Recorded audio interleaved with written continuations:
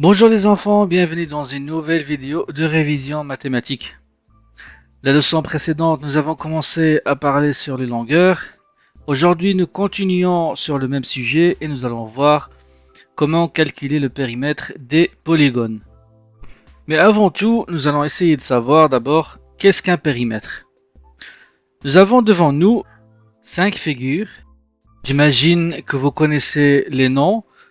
En premier, en noir, nous avons un hexagone. En brun, un triangle. En orange, un losange. En vert, un rectangle. Et en bleu, un carré. Si on veut savoir qu'est-ce que ça veut dire un périmètre, le voici en rouge. Donc c'est vraiment l'entourage de chacune des figures. Nous allons prendre un autre exemple pour expliquer le périmètre. Il y a très longtemps, les habitants des villages construisaient leurs maisons ou leurs petites maisons presque dans un même bloc. Et pour se protéger des ennemis, ils construisaient un entourage sous forme d'un grand mur avec des petites fenêtres pour voir l'extérieur et cela leur protège des attaques des ennemis. Ce mur qui est dans l'image, on le voit tracé en ligne rouge, est exactement le périmètre du village. Pour calculer le périmètre d'un polygone, nous devons savoir en premier quel est son type. Il existe 3 types de polygones. Ceux qui ont des côtés différents, c'est-à-dire la longueur des côtés est différente.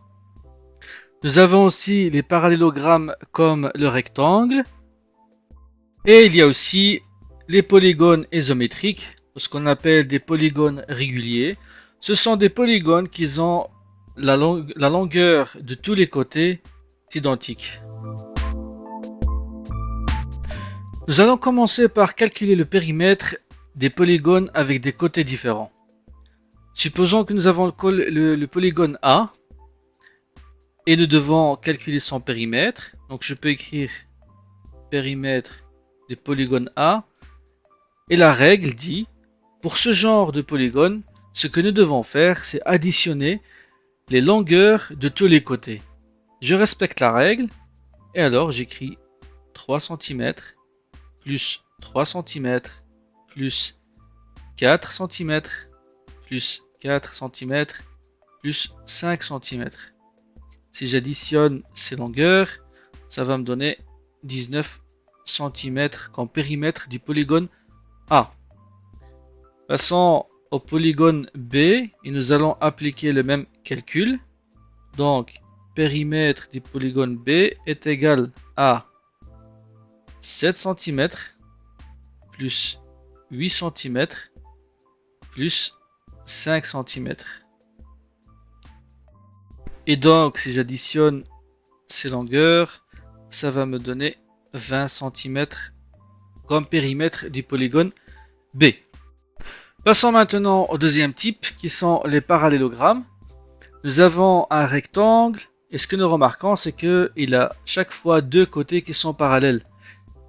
Qui dit parallèle dit qu'ils ont la même longueur dans un rectangle, bien sûr. Et donc pour calculer le périmètre, la règle dit qu'il faut additionner deux côtés consécutifs, c'est-à-dire deux côtés qui se suivent, puis multiplier par 2. Nous allons appliquer la règle. Donc si je veux connaître le périmètre du rectangle A, on me demande d'additionner deux côtés consécutifs, c'est-à-dire 4 plus 7, et je multiplie tout par 2. Dans ce cas, ça fait 11 multiplié par 2, et cela donne 22 cm de périmètre.